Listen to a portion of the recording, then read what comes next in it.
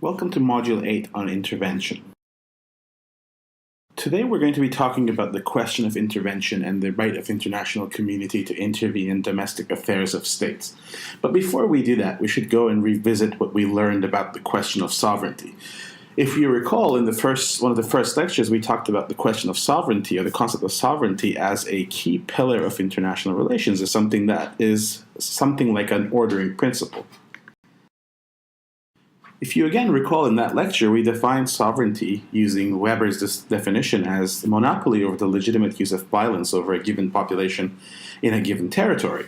And we expanded on the fact that there are two kinds of sovereignty, one being the question or the concept of de facto sovereignty, or sort of existing sovereignty of the fact, so in a de facto status, and de jure sovereignty, which is mutually recognized sovereignty that is based on law.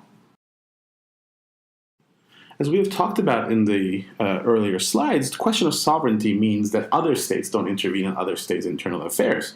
But at the same time, simultaneously, given sort of what we learned about global norms and the ideas of idealism and liberalism, there is a sort of a general consensus or an international consensus around the idea that the international community has a responsibility to sort of intervene in cases of atrocities against humans, crimes against humanity, etc. So then the question of what stops the international community from addressing crimes against humanity becomes relevant in relation to a particular paradox that exists in international relations between the question of sovereignty and the question of intervention. If we go back and look at the 20th century, what we see is a process where different communities have pursued different kinds of genocidal campaigns.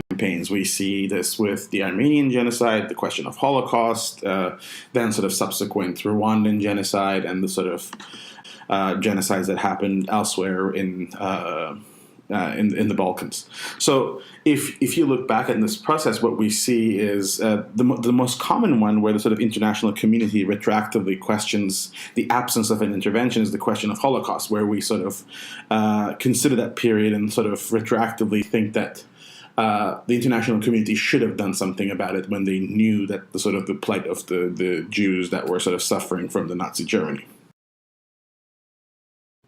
The Nuremberg trials that followed the Second World War, that was the trial of Nazi elite. There were a number of Nuremberg trials, but the first Nuremberg trial, where the head of the elite of the Nazi party in Germany, the Nazi government in Germany, were tried against for their crimes against humanity. We see a particular emergence of a discourse of an international responsibility or an international ideas of justice. And a particular concept emerges where the concept is a crime against humanity.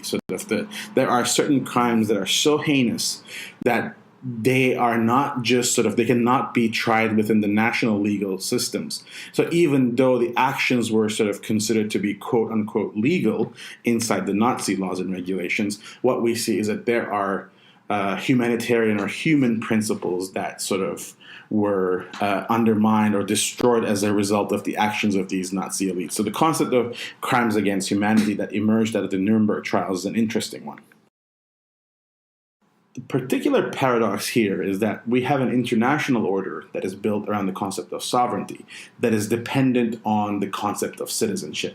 And simultaneous to that order, we also have a global order, a cosmopolitan order, that speaks of humans and human rights and universal rights. What we see in particular in that debate about crimes against humanity and what happened during the Holocaust is that particular tension. How do we account for the seemingly universal and inalienable human rights versus the pragmatic citizenship rights that is often emerging as the layer through which our human rights are present?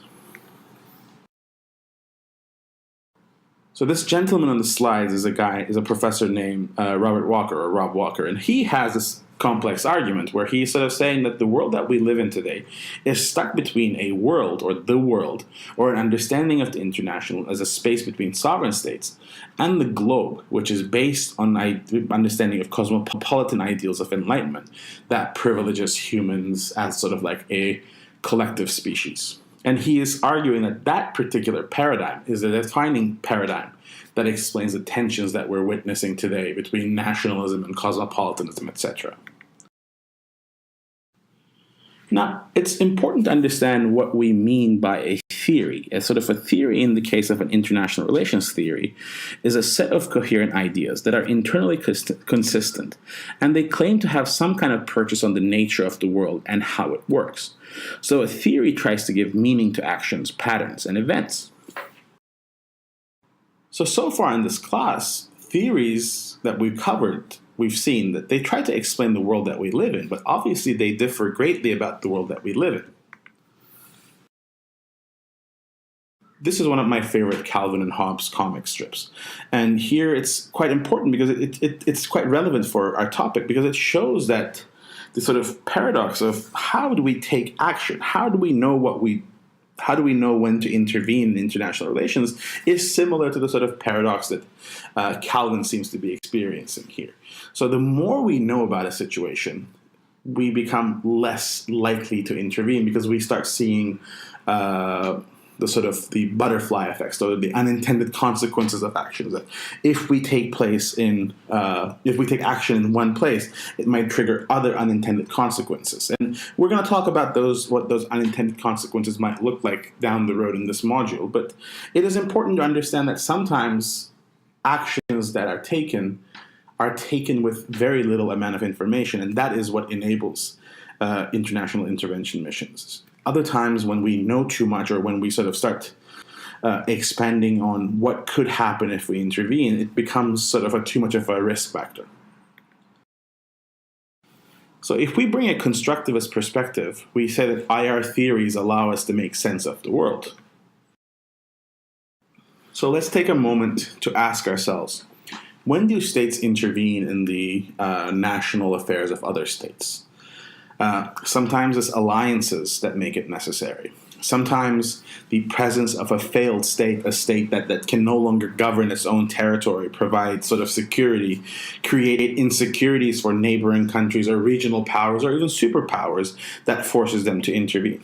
Sometimes it's the question of human rights violations, that international community might become aware of the gross human violations that happen within the national territory of another country, and that might trigger intervention. Sometimes it's a question of power, politics, and the national interest. And in other times, historically, it has been questions of trade issues or piracy to sort of open up ports or to make sort of trade routes more secure. Now, the question of what forces international community to intervene is one thing. The more common question is what stops it. And for the most part, the answer is sovereignty. That the international law and international organizations are bound by the question of sovereignty. So in many cases, intervention becomes illegal. Interventions becomes extrajudicial in terms of international law and how international law sees sovereignty vis-a-vis intervention. So I'm not sure if you recall this particular campaign, but sometime in sort of early 2000s, around 2008, 2009, I think, there was a campaign called Coney 2012. And the idea was that sort of citizens, if they can sort of come together and force the elected officials, something could have been done about an international warlord named Joseph Kony, who was accused of training child soldiers and kidnapping and committing acts of genocide in sub-Saharan Africa as part of an organization called the LRA, or the Lord's Resistance Army. So the idea was that if a particular kind of awareness could be raised, that domestic awareness in the United States could force the U.S. government to then intervene and hunt down Joseph Kony. Obviously, that campaign did not succeed, for obvious reasons, that the United States did not want to be involved in another intervention in sub-Saharan Africa. That would have come simultaneous to their military missions in Iraq and Afghanistan. There's an international document called the Responsibility to Protect. The R2P doctrine emerged as a result of particular deliberation that involved Canadian leadership as well, that we're going to talk about in a second. But R2P doctrine is an interesting one because it actually goes against sort of centuries of developments in international law, that it sort of says that there are instances where crimes against humanity, genocide, war crimes, ethnic cleansing, etc., would warrant international intervention. That intervention would be just and would be in line with international law. To understand how our understanding of international law developed in relation to this question of sovereignty, we can once again go back to our old friend Thomas Hobbes and his concept of Leviathan, that argues that states, as part of a social contract, give their citizens an option, or sort of a contract that says in return for their sort of security, continuous security, that the citizens will give up some of their rights and sort of subscribe to the idea of the sovereign entity, sovereign polity. So the R2P doctrine enters at that juncture and argues that if states fail their own citizens by not fulfilling their promise to the social contract, that their sovereignty is questionable. Cindy Weber, an international relations scholar, asks a provocative question that puts this intervention sovereignty continuum to a test, where she asks, if humanitarian intervention is indeed an acceptable assault on sovereignty, how should we respond to a Rwanda or to a Srebrenica, the gross and systematic violations of human rights that offend every precept of our common humanity? And this is an interesting or an important question precisely because this is, at this juncture, this is the particular paradox that we're seeing. If we are committed to the question of sovereignty, then that means that probably naturally we cannot be committed to at the same level the question of human rights and universal rights and freedoms. Because at times when we have to sort of make a decision between the question of sovereignty and the question of human rights, what we see is that states have traditionally valued the question of sovereignty over the question of human rights. With the turn of the 21st century, African Union proposed its member states a new doctrine they called at the time the right to intervene. This was in light of what happened in Somalia and what happened in Rwanda and what's been going on in Sudan, etc. At the same time, in response to this, the Canadian government, along with the Japanese government, establishes another international commission, what they call International Commission on Intervention in State Sovereignty, trying to understand how to balance the sort of questions of intervention and sensitivities towards state sovereignty. So there's a name change that happens, where sort of a right to intervene assumes that there's an inherent right to intervene in another state. They switch that as part of this commission to a concept of responsibility to protect. Now, the R2P doctrine is highly sensitive in the sense that sort of there are big criticisms towards the R2P, calling it neocolonialism, calling it sort of an extension of historical patterns of European paternalism towards Africa. And to a certain extent, there is some truth to that, precisely because all of the R2P missions that happened since the introduction of the doctrine to the UN principles took place in sub-Saharan Africa. So there is some question as to how is it that only interventions take place in sub-Saharan Africa. But let's put that aside and think about it in its own terms for a second.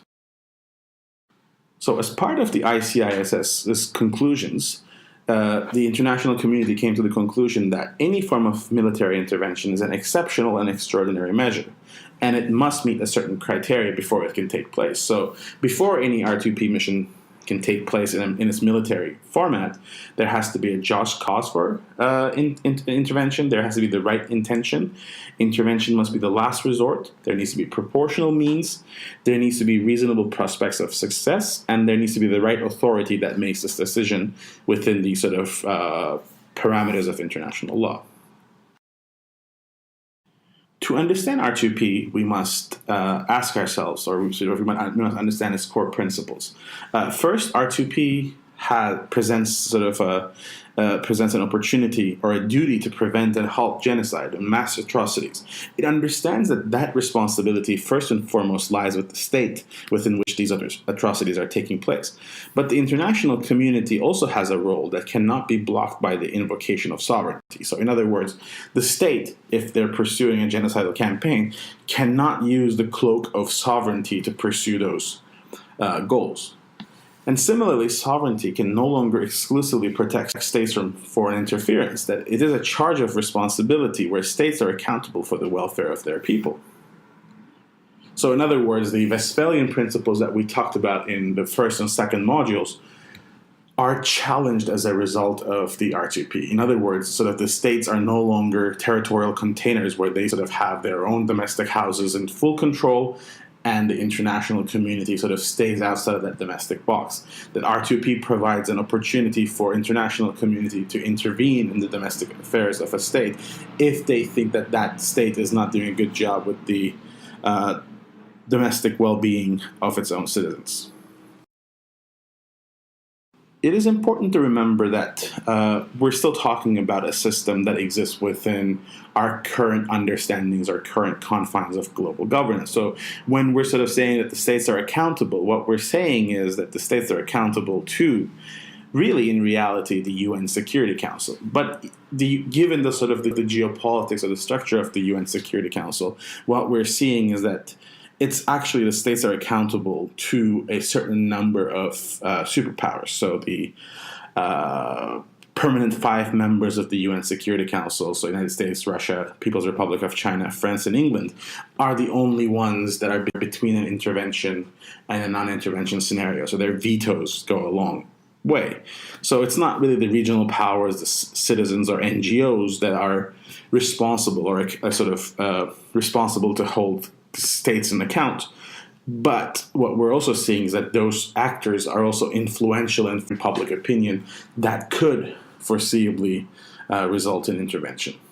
But at the same time, for example, as we see with the case of Russia vis-a-vis the Syrian conflict, a superpower can also block an intervention by their veto, and that sort of ties the hands of international community vis-a-vis provoking an R2P doctrine. So if we look at the principles of the R2P doctrine, what we see is that the state carries the primary responsibility for protecting their own populations from genocide, war crimes, crimes against humanity, and ethnic cleansing. The international community has a responsibility, however, to encourage and assist those states in fulfilling these responsibilities. An international community also has a responsibility to use appropriate diplomatic, humanitarian, or other means, in this case military means, to protect populations from these crimes. So if a state is manifestly failing to protect its population, the international community must be prepared to take collective action to protect populations in accordance with the Charter of United Nations. So what we saw since the introduction of R2P is some institutional changes to the United Nations. So in order to eliminate redundancy and the maximizing effective use of resources, the Secretary General directed 2 former special advisors in 2007 to form a joint office and merge their activities and functions. So R2P then became a framework for using tools that already existed, like mediation, early warning mechanisms, economic sanctions, and the use of Chapter 7 powers to prevent mass atrocities. So even though discussion of R2P started in late 90s and then sort of became more institutionalized in 2000s, we have started seeing more and more activity on the R2P front in sort of since 2006. So first we see a resolution on Darfur that forces the Sudanese government to take more diplomatic action. Then we've seen resolutions in Libya that actually resulted in military activity, or sort of justified military activity in the sort of the post-Arab Spring Libya. Then we've seen intervention in Cote d'Ivoire against the Ebola outbreak. And then we've seen resolution 2014 on Yemen in 2011, and then resolutions on Mali, Sudan, and South Sudan. That, in particular, the resolution on Mali was paramount, or was sort of essential in the military mission that happened in Mali. We're going to talk about that particular relationship, in particular the relationship between what happened in Libya and then what happens in Mali later in this module. So series of popular uprisings that happened in North Africa and the Middle East in sort of starting in 2011 2010 really, resulted in what we now collectively refer to as the Arab Spring. And one of the locales of the Arab Spring was Libya, where the democratic forces uprised against Muammar Gaddafi, who was at the time was the president of Libya, and that started the so-called Libyan Civil War. Following the encouragement by France and the sort of subsequent involvement of NATO, what we see in the case of Libya is the first case that the UN Security Council authorized a military intervention, citing the responsibility to protect doctrine. And it was interesting because both China and Russia were hesitant, but instead of using their veto, they have abstained from the vote, which meant that sort of the resolution could be passed. So the UN Security Council unanimously adopted the resolution, and that resolution made an explicit reference to the R2P, saying that the Libyan government led by Muammar Gaddafi failed its sort of responsibilities towards its citizens and was actively involved in committing war crimes, which justified then the subsequent military intervention. So the UN Security Council demanded an immediate ceasefire, and the Council authorized all necessary measures to protect civilians under the threat of attack in the country, while excluding a foreign occupation of any form and any part of Libyan territory.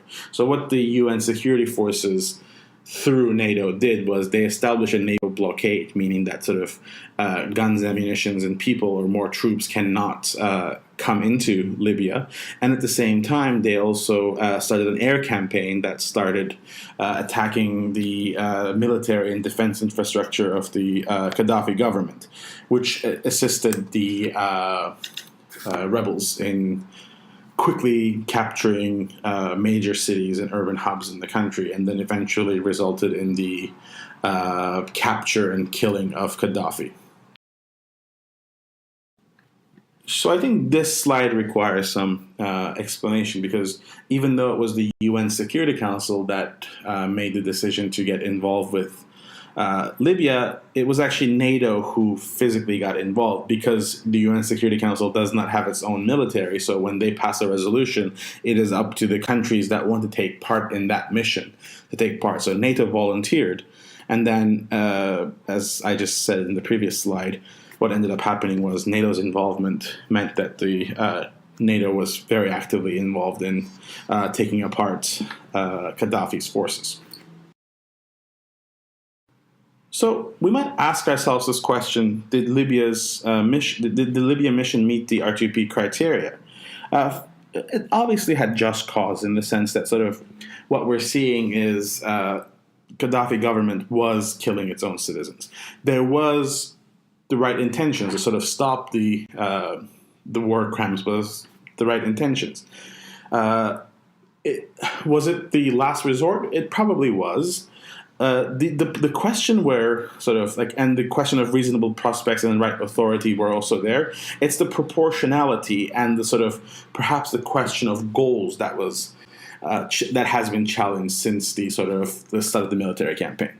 By that, what I mean is the NATO is a formidable military force, and its involvement meant that perhaps the sort of there was an asymmetric power imbalance between the NATO forces and the Libyan forces, and that perhaps the question of regime change was not put forward explicitly, but implicitly it resulted in that.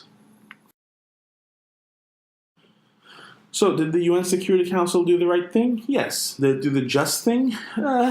Perhaps. Did it do the legal thing? Yes. But the question of unintended consequences is one that probably haunts the UN Security Council more now today than it did before, precisely because of what happened in the case that we're going to talk about in a second in Mali, but also in terms of how the NATO's involvement in the Libya mission, but also the sort of subsequent discussions of intervention in Syria defined Russian and Chinese their use of veto on any kind of intervention in Syria.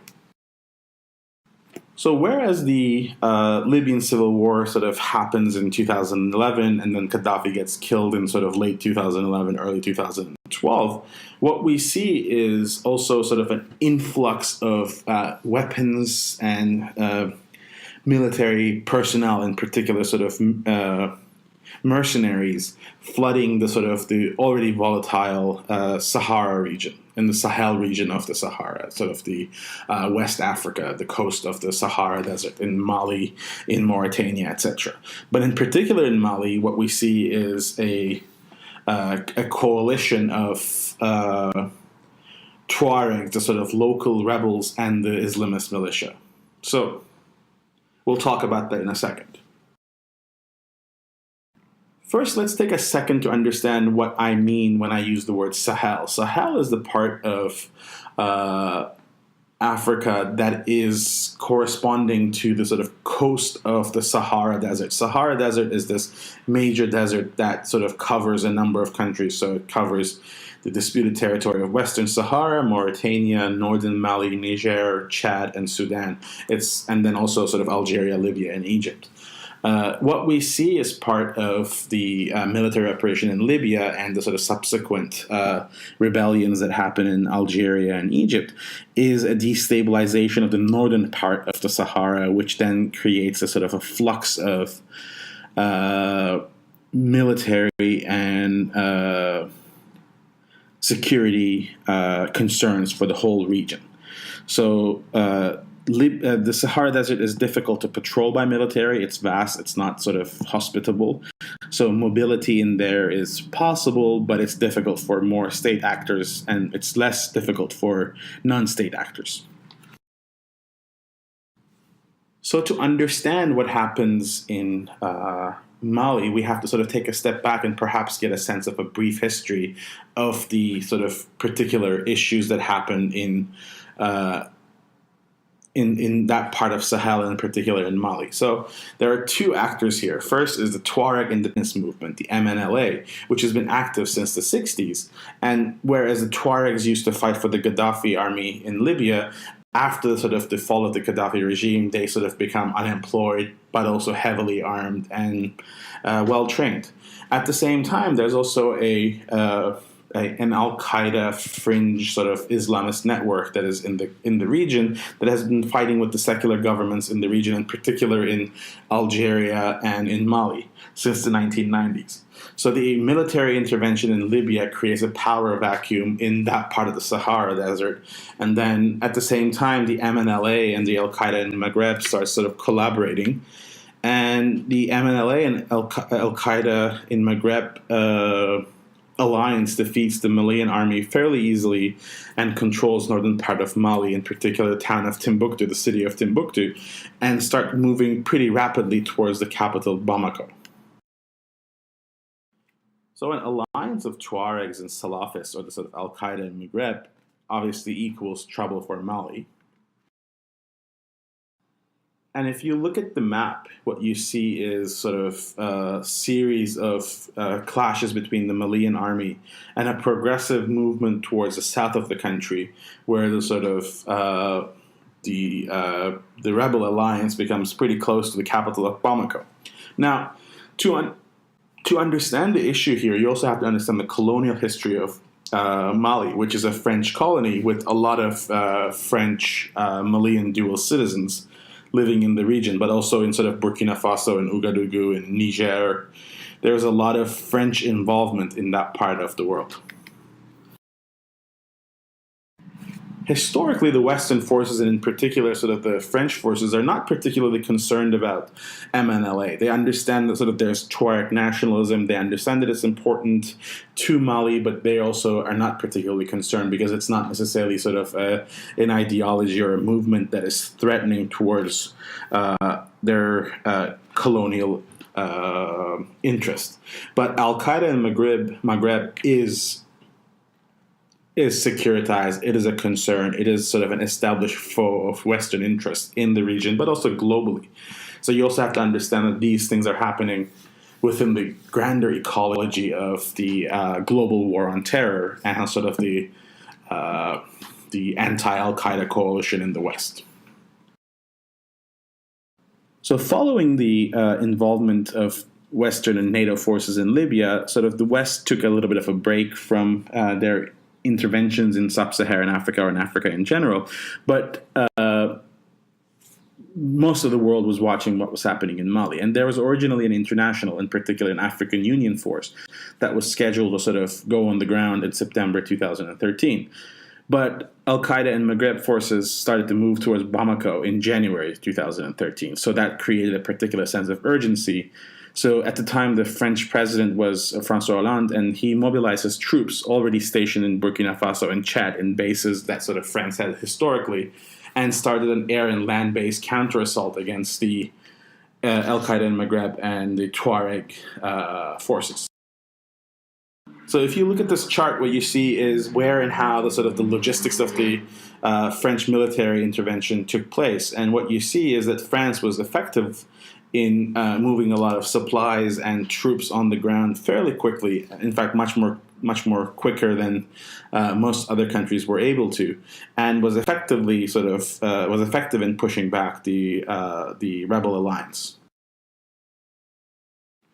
So what we see in this particular relationship between Libya and Mali is that oftentimes that there are unintended consequences to intervention. So even though France had one vision when they pushed for intervention in Libya, they had not necessarily sort of foreseen the effects of what a regime change in Libya would do to destabilize the whole region of Sahel and to a more further extent the rest of the sub-Saharan Africa.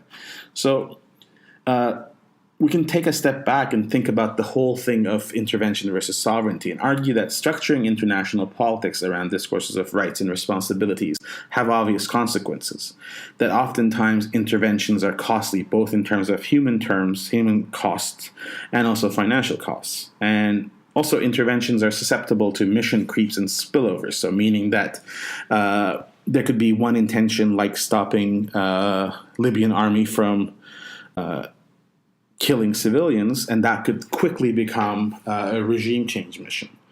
Oftentimes, undefined goals result in failure and further human suffering. We've seen this in Iraq or in Afghanistan, where sort of it was one thing to sort of say we are here to capture Al-Qaeda or we're here to defeat Taliban. It is another thing to say we want to establish a democratic government. Those things that are different, they take a long time. We've seen this, even if you go back in history, you see this with Vietnam Wars or Korea Wars. There's a thin line between imperialism and intervention, and that thin line is often sort of crossed fairly regularly. So the principles of R2P was there to ensure that that line was not crossed. And to a certain extent, one might argue that with R2P and post-R2P interventions, the missions have not been imperial in principle, but intervention is still, for the most part, an imperial endeavor. It is difficult to maintain a balance between liberal ideals of equality, rights, and liberties, and primacy of sovereignty in international relations without pursuing imperial ambitions. And that's what I'm going to leave you guys with to think about for this module. That we talk about intervention and we talk about sort of what the international community is capable of doing, and they are capable of doing a lot of good, but at the same time, some of those actions undermine indigenous or sort of local intentions and local processes, or interrupt them or disrupt them, which is often colonial in nature, that those responses are colonial in nature. For this module, the question is, does the international community have a responsibility to protect? If so, how can they do so without infringing on the primacy of sovereignty? If not, how can we speak of global human rights? Discuss. Thank you very much.